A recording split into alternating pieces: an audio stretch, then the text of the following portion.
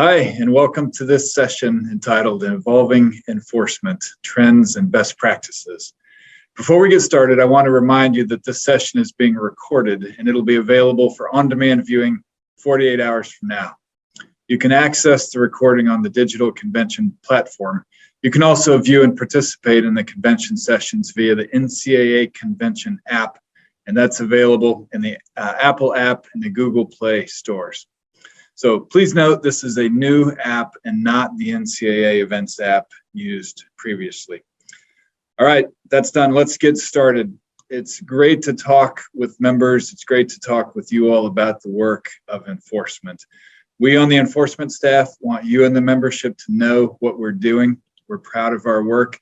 You handed us our mission, and our responsibility is to provide excellent service to you, and we want you to know exactly what that is. So we will share with you today several things that I hope will be of interest, all in an effort to help you be fully informed. I have two colleagues here that will help me with today's presentation. Many of you know both of them. They are Brenna Barnhart, Managing Director of Investigations and Processing, and Mark Hicks, Managing Director of Development and Operations, and we'll hear from both of them in a few minutes. There will be time for questions at the end. We look forward to those. But please also reach out at any time to any of us to discuss anything that you ever want to talk about. We're here and available and always happy to talk with you. So let's begin this session with an overview of enforcement, just a quick snapshot, a summary of who we are and what it is that we're trying to do. The starting point is the mission of the infractions process. It is legislated, it's in the manual, it's in Article 19. And it boils down to this: to make sure that compliant schools are not disadvantaged by their commitment to compliance. There's a lot of detail in there and a lot of nuance, but the goal is to protect compliant programs. The enforcement staff is just one component of a broader infractions process. You've heard us say that before, but the infractions program is bigger than us.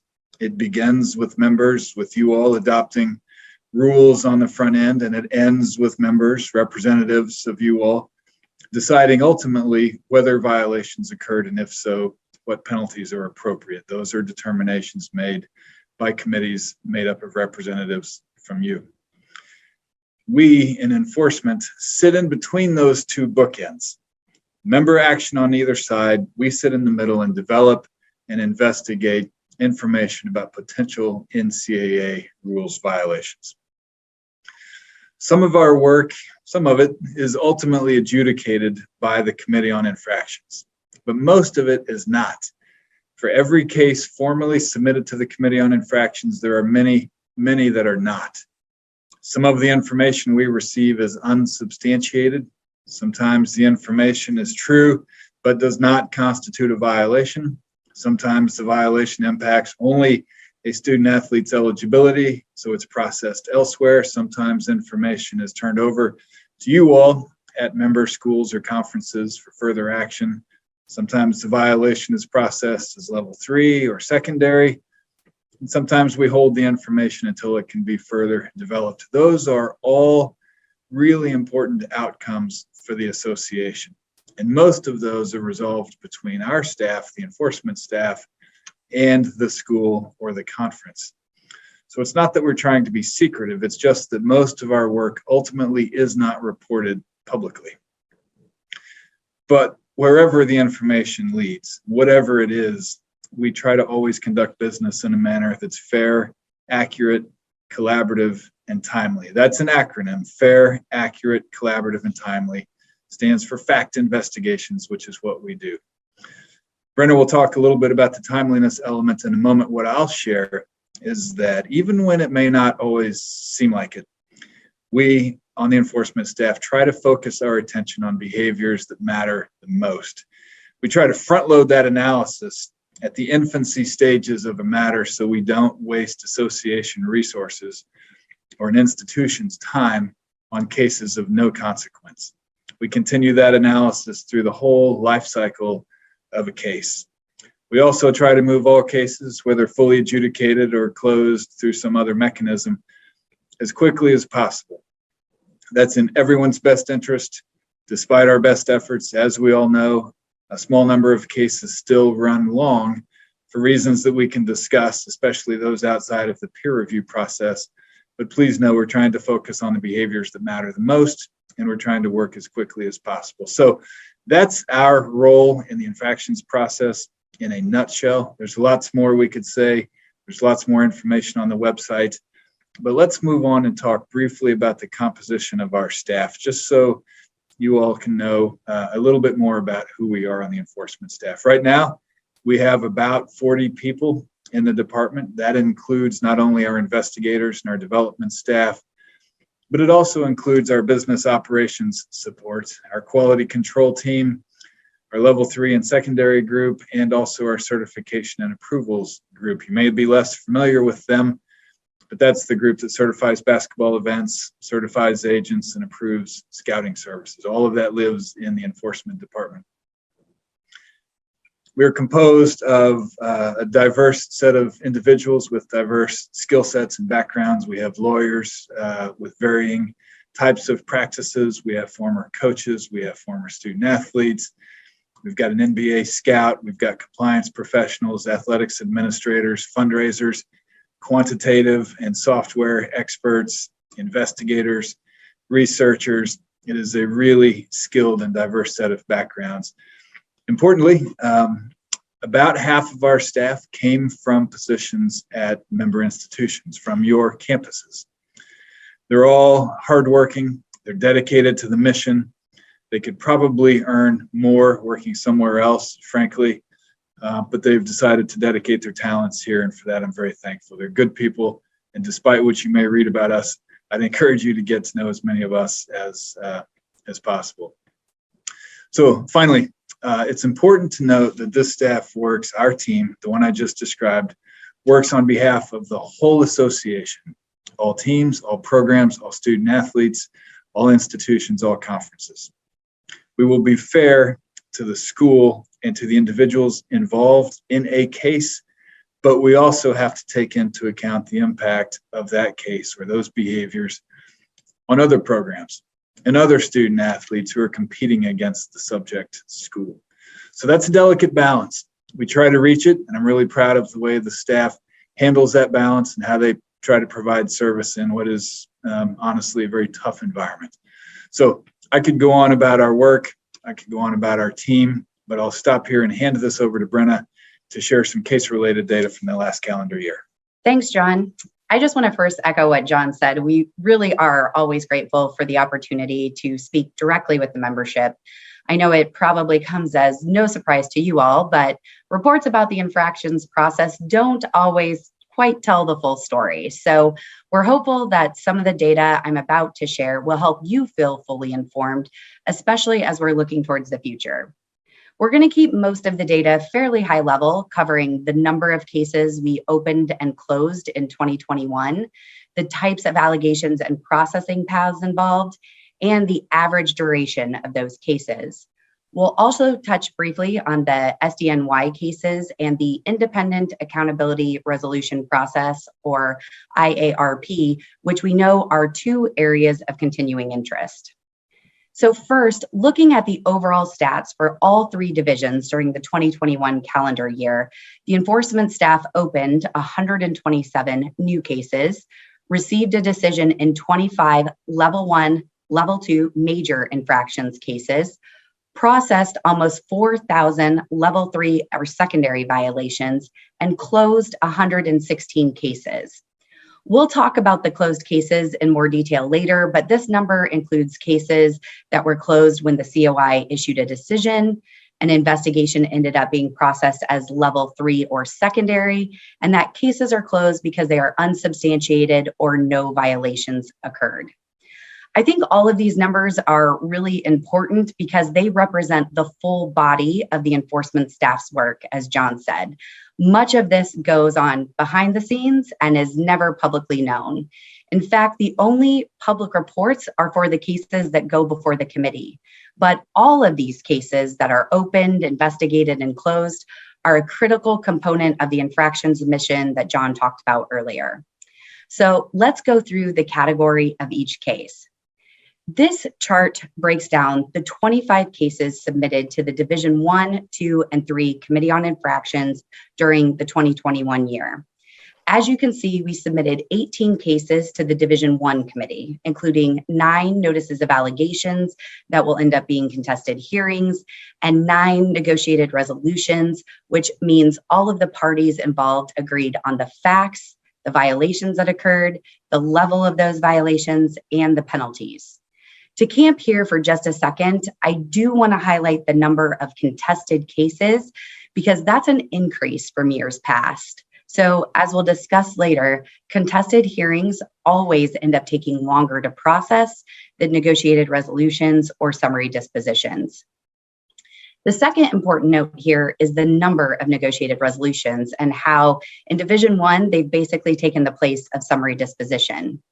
Negotiated resolution only became a processing option in August of 2019, but it has quickly become one of the most important tools, at least in my personal opinion, for the infractions process. Not only does it allow the enforcement staff and institutions to process cases where there's significant agreement way faster, it also helps the Division 1 committee manage their docket. Moving on to D2 and D3, all 7 cases were submitted to the committee via summary disposition, which is when the parties are in agreement about the facts and the violations that occurred, submit a joint report to the committee, and then the committee determines the appropriate penalties.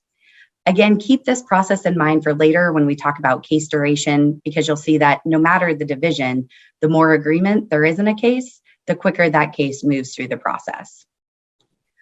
Let's dive a little bit deeper into the cases before the committee by looking at the total number of allegations alleged. In total, the enforcement staff brought 87 separate allegations before the 3 Committee on Infractions, and you can see the breakdown per division here. On average, most of our cases have around 2 to 4 allegations. But again, when we get to the discussion around duration, it's important to know that the number of allegations in a case, as well as the number of involved individuals, the complexity of the issues, the level of agreement between parties, all have an impact on the investigative and processing timelines. Again, I might be stating the obvious here, but a case with 1 allegation tends to move much faster than a case with over 20 allegations, and we've had both. Speaking of allegations, this chart identifies the most frequently cited bylaws in 2021. As you can see, unethical conduct and head coach responsibility led the way. But particularly in D1, I want to draw your attention to the non-countable coach and tryout violations. Mark is going to address this trend in more detail later, but we did see a fairly significant increase in these types of violations in level 1 and level 2 cases. It's something that the enforcement staff has taken note of, and we think it's important for you to be aware of on your campuses. Moving on to the level 3 secondary side of things, our staff processed almost 4,000 violations during 2021. That number is still a little on the low side, but starting to creep back up to be on pace with previous years after a lull due to COVID. If you attended this presentation last year, the top 5 types of level 3 secondary violations likely look pretty familiar because they're the same. Once again, recruiting violations led the way. Playing and practice season violations came in a distant second, with amateurism issues being third. The only real difference from 2020 is that in 2021, academic eligibility violations took over the 4th place spot, while extra benefits fell to 5th. But really overall, the types of level 3 secondary violations have stayed pretty consistent over the years. Another important note not captured on this slide is coaching suspensions for level 3 secondary violations. In 2021, the enforcement staff suspended a total of 115 coaches. There were 64 suspensions in Division 1, 39 in Division 2, and 12 in Division 3. As the membership and especially the coaching community has routinely shared with us, coaching suspensions are a meaningful and important penalty in the infractions process. So our level 3 secondary staff has continued to utilize that penalty when available and appropriate. Now let's talk about those 116 cases we closed during 2021. As mentioned, this total includes the cases that were decided by the Committee on Infractions, or about 35%. Another 31% were closed because after a full investigation, we determined the violations were level 3 or secondary in nature. Finally, about 34% of cases were closed because we were unable to substantiate that a violation occurred or the facts didn't support a violation. So as you can see, of our cases closed in 2021, about a third were processed as level 1, level 2, or major infractions. A third were processed as level 3 secondary violations, and a third were closed as unsubstantiated or no violations. Again, as John mentioned in his opening, all of these outcomes are important to the infractions process and critical to the mission of the association. Finally, we've reached the topic that is top of mind for everyone, the membership, the enforcement staff, even the public: case duration. No one would dispute that a handful of cases take longer than anyone would like. And if there's any interest, we can talk during the Q&A about the factors that play a role in timeliness. But there are also many cases, as John said, that move through the process relatively quickly, especially when there's significant cooperation and agreement by the institutions and involved individuals. So let's break down the average case duration based on processing path, because as evidenced by this chart, it makes a significant difference in the life of a case. With negotiated resolution, those cases on average took about 10.5 months from start to finish. They spent about 9-ish months in the enforcement staff shop with 7 months of investigation and 2 months of negotiations and drafting. The D1 Committee on Infractions then approved most negotiated resolutions in a matter of weeks. So I think, or at least hope, everyone can agree that negotiated resolution is a really successful addition to the infractions process. Looking at summary dispositions, the investigative and charging phases were really about the same as negotiated resolution, around 9 months total. But those cases spent more time with the committee because it had to review the reports, request any clarifying information, fashion penalties, and then write and release its report. But clearly, the biggest chunk of time for both the enforcement staff and Committee on Infractions is dedicated to contested hearings. The 2021 average for non-SDNY cases is somewhat inflated due to 2 unique cases, one that switched processing tracks multiple times, and one that had its investigation reopened during processing when new violations were discovered. But generally, on average, contested cases include about 14 months of investigation, almost 8 months of processing, which includes that 6 months of legislative briefing schedule, and then finally about 7 months for the Committee on Infractions to reach its decision and issue a report. So just like we can all agree that negotiated resolutions have been a great tool to speed up processing, I don't think there's anyone who wouldn't say we would love to see contested cases move faster. The enforcement staff is extremely mindful of the impact case duration can have on institutional and individual resources and reputation. But at the same time, again, like John mentioned, we're working on behalf of the rest of the membership who tell us they expect a thorough investigation and fair processing and outcome. So especially as we look towards the future, we're open to ideas to make sure we're striking that right balance between a fair and efficient process for the institution and individuals involved, but fulfilling the accountability mission of the larger association as a whole. Before turning it over to Mark to talk about case trends, I wanted to briefly touch on the cases that were tied with the federal criminal complaints coming out of the Southern District of New York, collectively referred to as the SDNY cases.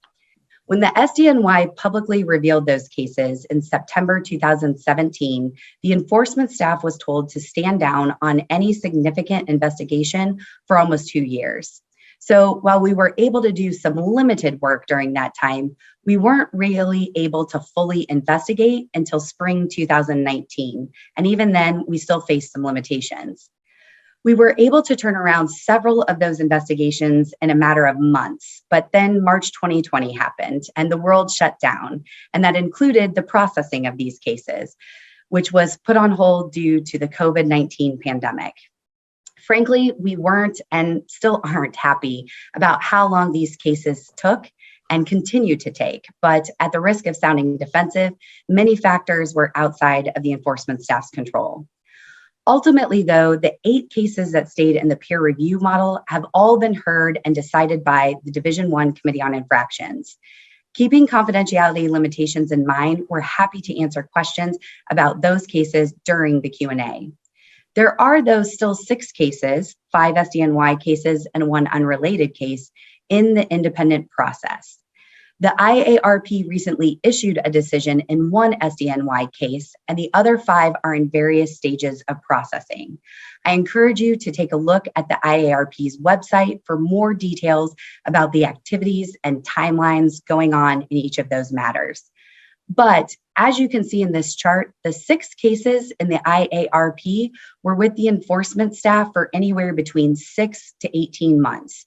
During that time, all but 2 of those cases were fully investigated and charged, which means a notice of allegations was issued by the enforcement staff before being referred by the committee or the involved institution.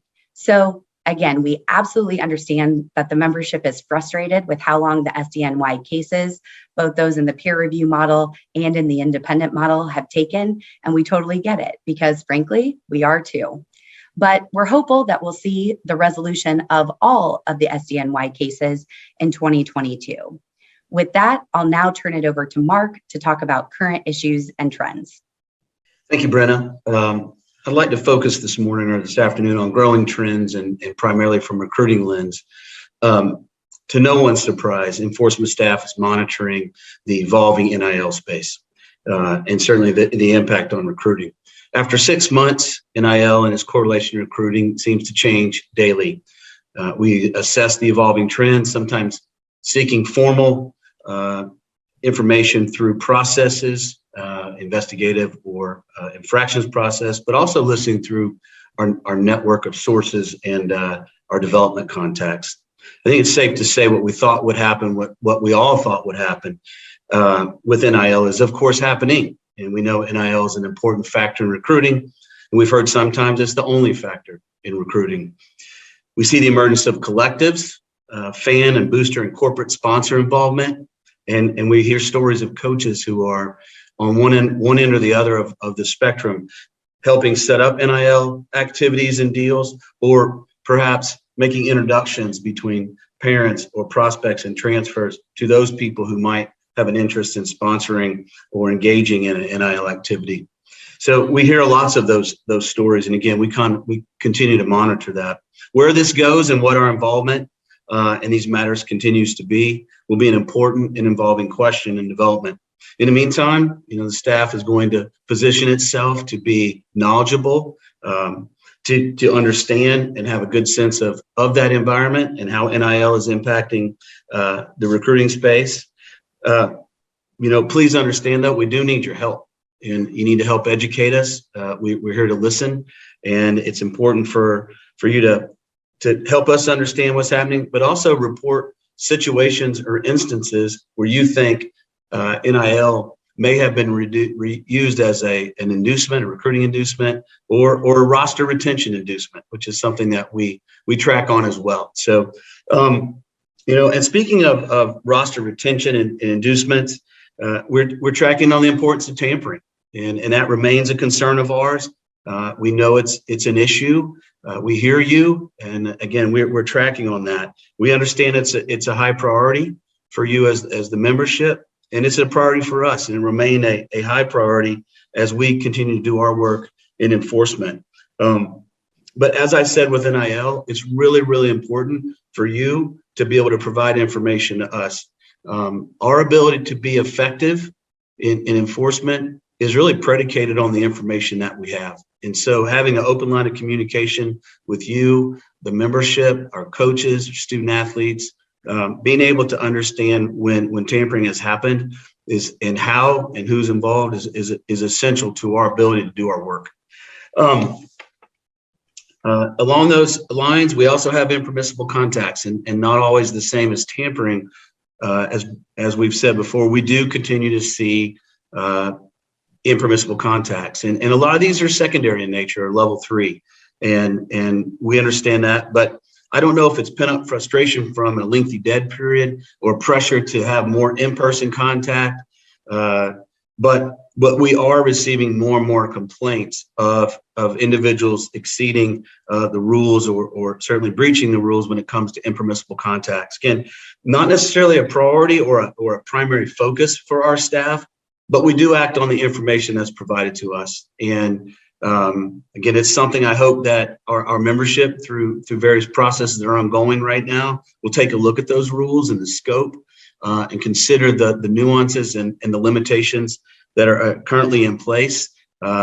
Would like nothing more to align those with the realities of what's happening. So again, I hope that's something our membership will take a close look at, but it is something that we're dealing with, and again, continues to be, at least by volume, continues to be something that we hear a lot from the membership on.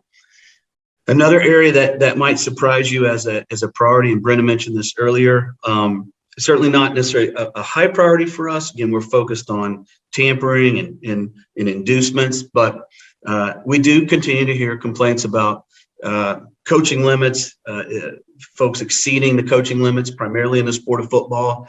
Again, it's an area I would hope that as a membership, you take a look at it this coming year and in years to follow, to make sure that you're aligned with where you need to be. There are limitations, and as we see football staffs continue to grow and the number of individuals involved in a program, I think the chances of involvement of those folks in coaching activities is going to continue to grow. And again, we're working very hard to support fairness for our student athletes and their experience as competitors, and our schools and our coaches. And so again, maybe not the highest priority or our focus, but at the same time, we do act on information that's provided to us, and that information continues to come in from you as the membership. So I'll stop at that. Just one last plug. I've mentioned it many times. John's mentioned it, Brenna has, but we do rely on cooperation. And I don't necessarily mean cooperation in the process, but hearing from you, letting us knowing what the priorities are, what you're seeing, what you're hearing, and when you think violations have occurred. We'll have our contact information available here at the end.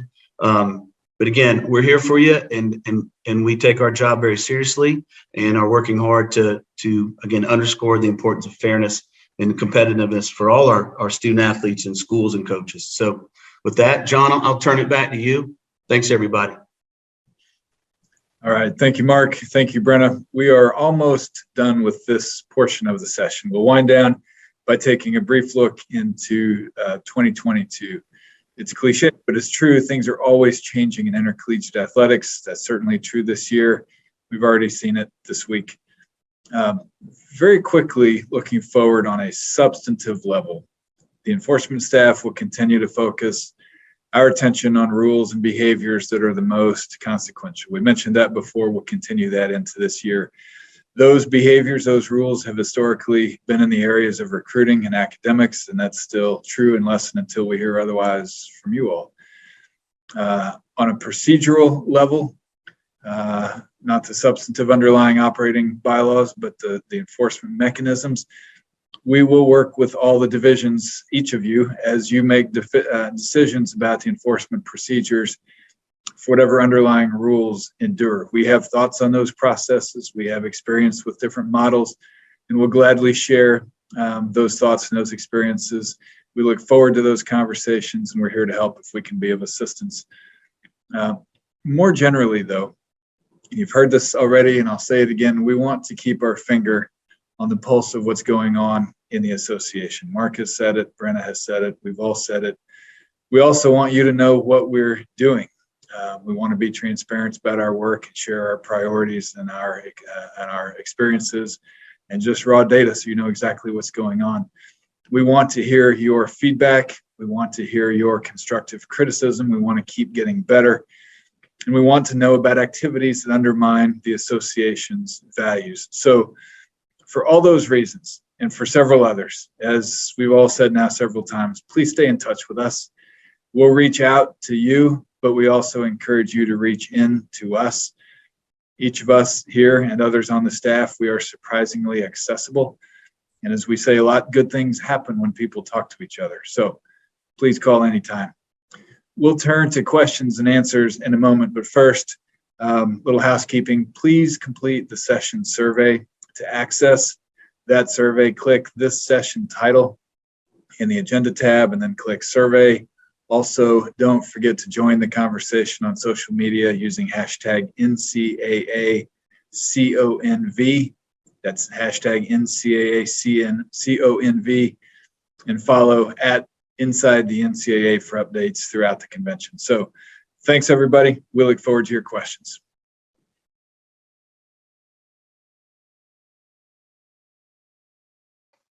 Good afternoon, everyone, and welcome to the question and answer portion of today's session. Just want to thank everyone for joining us again, and I apologize to ruin the illusion that what we just showed was live, but I am now, instead of in my office at home, on quarantine with a toddler, which I know many of you have experienced, I'm sure as well. So just sending out healthy thoughts to everyone from the enforcement staff, including anyone at home with small children. Godspeed, we're there with you. So now we're going to open it up to questions, and we did have a few come in during the presentation today. So the first one I'm actually going to throw to Mark, and it's around tampering, which you talked about there at the end, Mark. So the question was that tampering is definitely an important issue, something that's on the top of mind of everyone, especially our coaching friends. So what can institutions do to help monitor tampering, both their students getting tampered with and or their coaching staff reaching out to other students? And is there anything that the institutions, our membership, can do to help the enforcement staff on that issue? Thanks, Brenna. Sure, and I'm glad to take that question. I think, as I said earlier, our ability to address tampering, it really hinges on two things, and that's certainly awareness. We can't act on it if we don't know about it. So helping us become aware of the issue or the concern is certainly the most important first step. The second is assistance with the facts. So documentation of alleged contacts, phone numbers, the names of individuals that might be involved in communication, the different types of communication. So is it text messages? Is it some type of direct messaging, et cetera? So, screenshots of those would be helpful. Dates, again, names, really anything that helps us verify the actual concern of the allegation. And our ability to do that work or do the enforcement work is really going to hinge on those facts. The other thing is having a good relationship, communicating with your student athletes, having an open door where you can have some conversation about their recruitment and what might be leading to the departure or the transfer, I think is probably a great place to start. We are getting reports, and the ones that we follow up on oftentimes come from a conversation around what led to someone entering the portal. And so I think just having a good open dialogue with your student athletes is helpful. Having communication with your coaches about the recruitment of student athletes that might be leaving your program are certainly things that you can do. Lastly, I would say if you fall into a situation or become aware of a situation where you think tampering has occurred, and you want to reach out to the enforcement staff, Brenna and the IP folks, or even on the development side, we can help you at least think through things you may want to capture and save or talk through scenarios. So do not hesitate to give us a call. And I think that is always a good step. So Brenna, I'll close with that. Thank you. Great. Thanks, Mark. Another question we have in, and not to jump ahead of you, John, but I'll take this one. It was around the Division III secondary violations, that slide that we showed around the number. And the question was around what do we think is the reason for the lower number of D3 secondary violations last year, and whether, compliance staff at D3 institutions have time to adequately and effectively monitor their institution. So I'll take a stab at it. And then John, if you want to jump in as well. But I think overall, we saw a decrease in all three divisions in level 3 secondary violations last year, just because of COVID. They were, lower in 2020. They creeped back up a little bit, but we're still pretty low in 2021 comparatively to what we normally see in a year. So just across the board, all three divisions had a lower number of level 3 secondary violations. In terms of just, in past years, if we can use that as kind of the average, Division 3 has always been on the lower end comparatively to D1 and D2. And some of that is just a function of less rules, especially around recruiting. As I mentioned, the top level 3 secondary violations tend to be in recruiting, and there's a lot of legislation around that, especially at the D1 level. And so I think that that's also where you may see a difference between, Division 1 and Division 3 especially, but also even Division 2 is just there's less rules there to enforce. But I'm a former Division 3 student athlete, very familiar with Division 3, serve as a liaison to D3 SAC. So the conversation around resources and specifically compliance resources available at D3 institutions is very familiar. I know everyone I know who works at a D3 institution wears multiple hats and serves a bunch of different roles compared to, say, a D1 institution where you have full-time dedicated compliance staff of, 7 to 10 or more. So I don't want to say resources is the reason for last year's numbers, but obviously I think that that's constantly a conversation that goes on in Division 3 is just having folks dedicated full-time to that role doesn't always happen. It doesn't necessarily mean you're still missing a ton, but it does definitely make it harder when you have less eyes looking at some of those issues. So I think unless John, Mark, you have anything to add there on those. All right. I don't know if you can see them, but they're shaking their head no. So we'll go to our next question. And John, I'm gonna let you do this. So handle this one. So question came in around the new Constitution, and just I think you touched on this, what we see going forward, and specifically, does enforcement anticipate any immediate changes to the infractions process based on the Constitution that was just approved, or kind of some of the transformation that's occurring over the coming months? Yeah, thanks, Brenna. As you noted, Brenna, things have changed since we recorded that session. One is that when we recorded that session a little bit ago that we played, we did not know what the vote on the Constitution would be, so we didn't address it. The other thing is that Brenna got a little bit sick, and I'm not COVID positive, but I'm going to try and get through this without coughing. I'm going to do my best. So if the question is, do we see anything immediate coming out of the new Constitution? I think the short answer to that is no. I don't see anything immediate on the horizon for the infractions process tied directly to the Constitution. But let me add a couple of more thoughts to that. One is that the new Constitution includes familiar language about institutional control, about monitoring, about cooperation. Those are all in the current legislation. They obviously continue under the new Constitution. So from the audience perspective, those are some big ticket institutional similarities from the old Constitution to the now the new Constitution. But to the mechanism, the new Constitution does not dictate the mechanism of enforcement or infractions. Those are left for the divisions to decide. The divisions will decide that in coming months, I suspect. And like I said, during the recorded part of the presentation, our staff will work with the implementation teams and all those divisions to help inform their discussions. But even if, I guess the other thing I would add here, Brenna, in response to that question, even if the new Constitution did prescribe specific enforcement infractions mechanisms, they wouldn't be immediately impactful because the new Constitution, recall, isn't effective until August of 2022.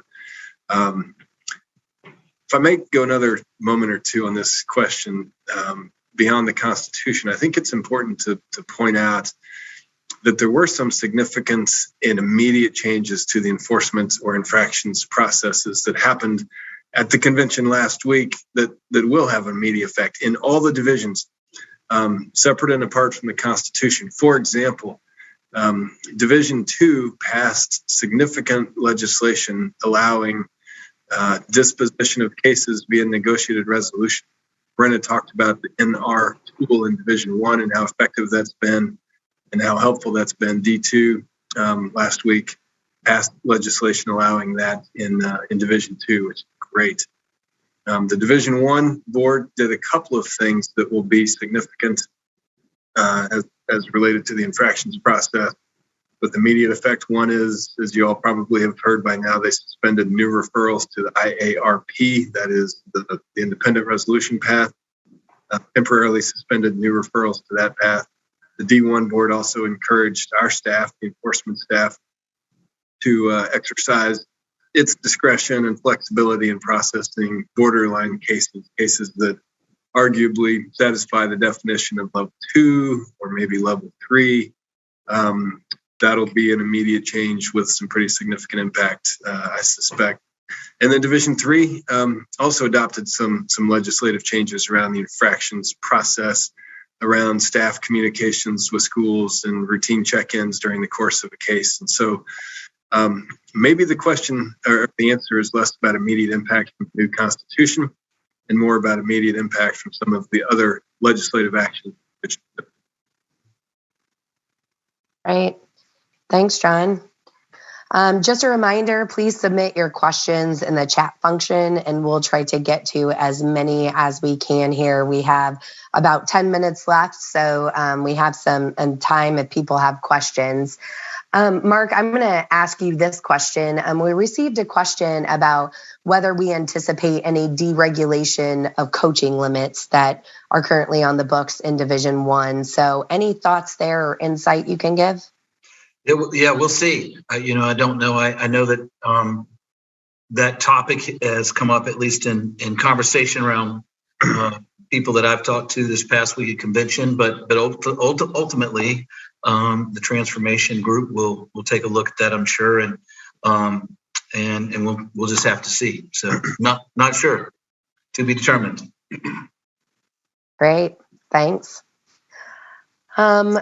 Another question we have floating out there is, and I'll take this one, but John and Mark both feel free to jump in as well. But it's around the length of cases, which I talked about in the presentation, and just, why do some cases take longer and what can be done about it? And so, I talked a little bit about some of the factors in the presentation around the complexity, the number of individuals involved, all of those things kind of lend themselves to how quickly or, maybe how slowly a case moves. But I would say from my perspective, the number one indicator of how quickly a case is going to move is around cooperation.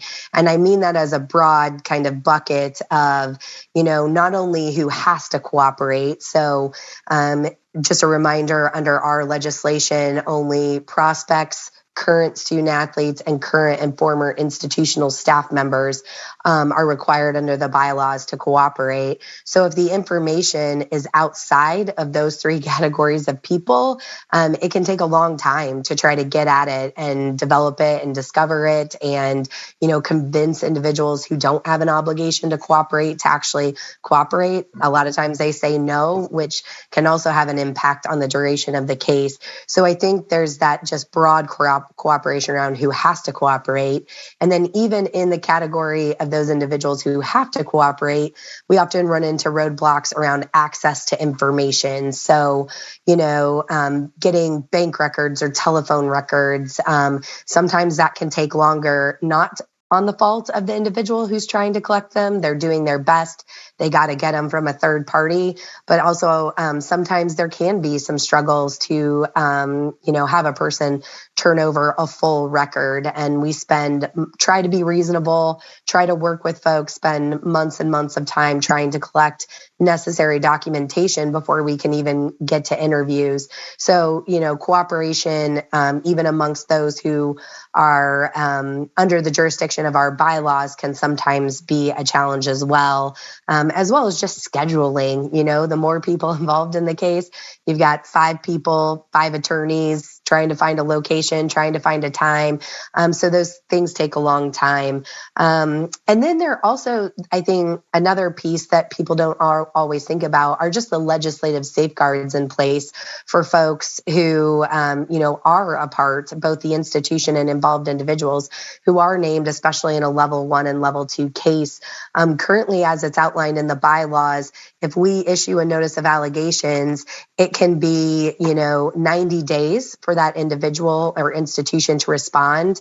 They can agree to go quicker. Most of the time we don't. And in fact, oftentimes there are extension requests. So there's 90 days or essentially 3 months for them to respond, 2 months approximately for the enforcement staff to then submit their briefing documents. And then typically it's about a month or more to get to a committee hearing. So if you just look at that, that's about 6 months in the processing of a case that's built into the legislation. And, people can debate whether that's too much time, not enough time, but the purpose that it's there is really some legislative safeguards for folks so they feel like they have ample time to present their case. So those are some of the, tensions that are there. That may be too strong of a word, but cooperation, I think, really does filter down and impact the duration of a case in a variety of ways, both from how long the investigation takes as well as how long the processing takes.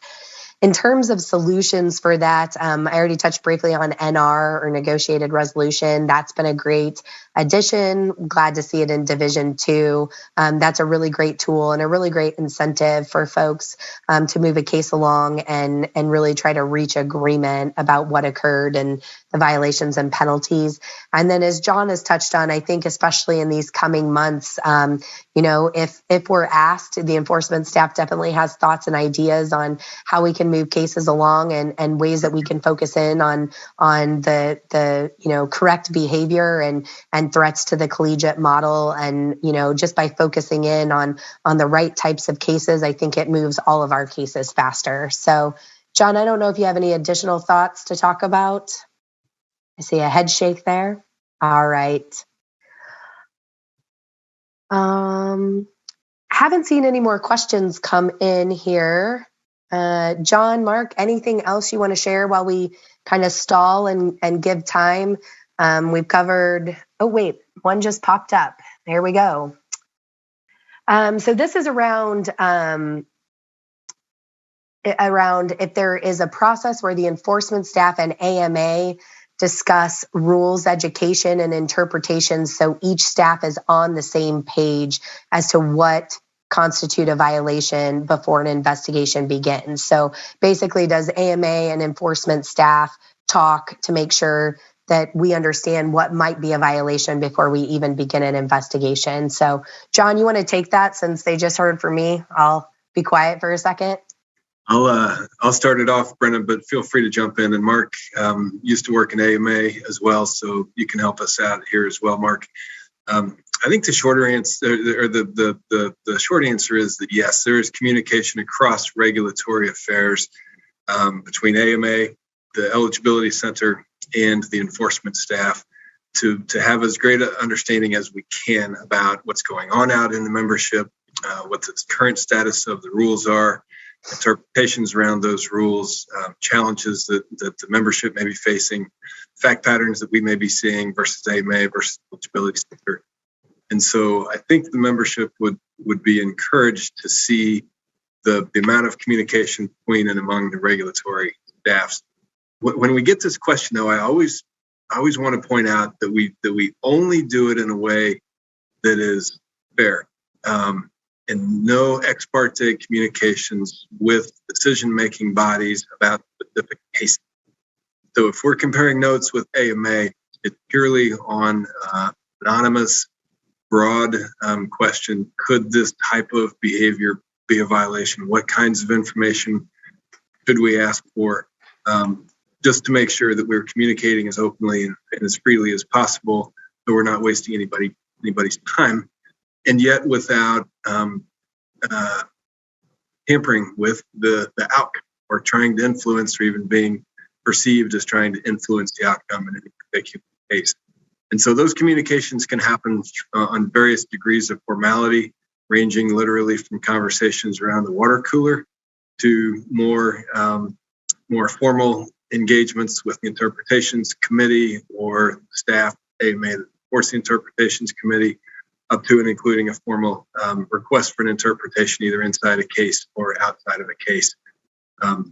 So the answer is yes, we communicate, but still there are many thousands of membership engagements. There are lots of rules, many different fact patterns, and so we will continue to try to engage in an appropriate way with AMA, as I've described. But there will also be instances sometimes that where there isn't perfect communication. We're working on that. We're trying to get better. Also try and streamline those procedures so that they don't delay the processing of the case. And we've seen that historically too, where there are sequential procedures that need to play out, getting an interpretation being one of those, and it can really prolong the duration of the case. So we try to balance all of those interests. Brenna, Mark, reserved a couple of minutes here to fill in any additional experiences or strategies we've got across regulatory affairs. No, I think you covered them, John. The only thing that I would add, which I think you touched on, is that, a single fact can change. And so because we try to keep it broad, sometimes once we get into an investigation and then are able to give AMA more detail, the additional detail that we try to, withhold so we can keep it not an ex parte, not influencing, may change the analysis. Also, I've experienced a handful of times where AMA and enforcement were on the same page at the start of an investigation.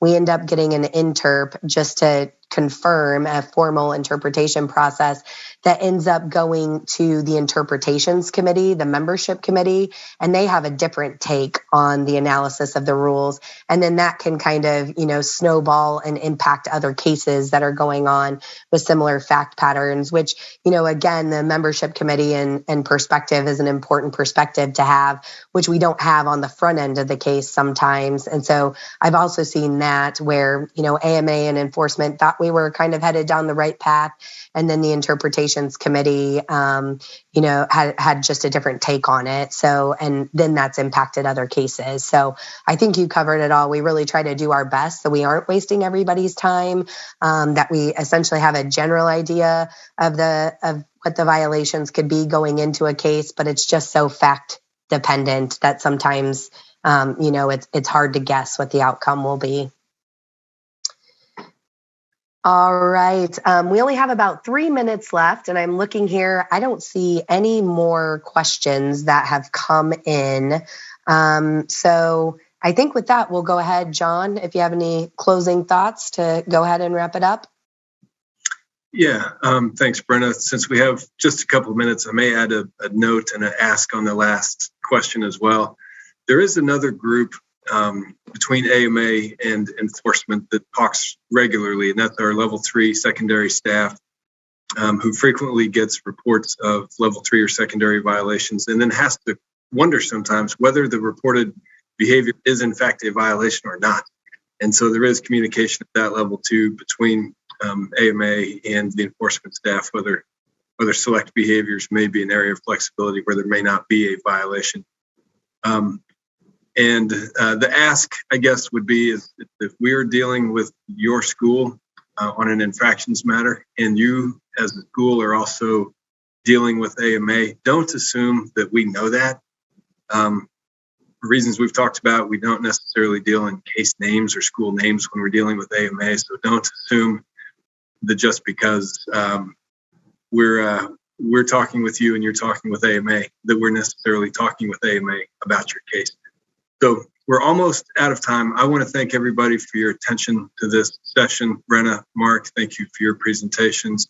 I hope that this information has been useful. We really try to make sure that what we provide is useful and helpful to the membership, to all of you. If we hit it, great. If we didn't, call us and we'd like to help you out. So as we wind down, I hope you all have a great day, a good week, and thanks so much for your time and your attention, and we'll look forward to talking to you soon. Thanks.